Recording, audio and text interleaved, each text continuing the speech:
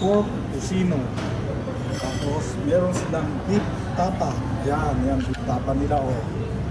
Tapos ispilit oriental sauce. Yan, yung tatlong main course sa breakfast. Yung tatlo. Tapos yung salad bar pa rin, ganyan pa rin. Walang pa rin kaiba. Ang fruits nila, ano to?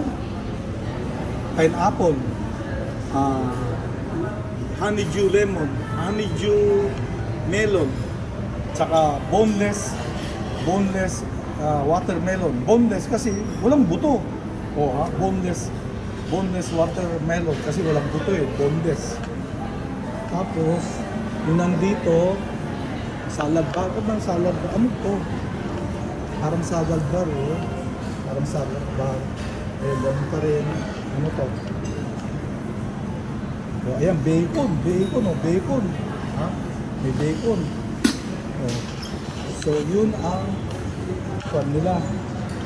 Tapos, ito yung ang tawag dito, mga cold cuts, nuts. Ayan mga cold dyan, peanut, cold cuts. So, hindi na to sa ganun. May cheese.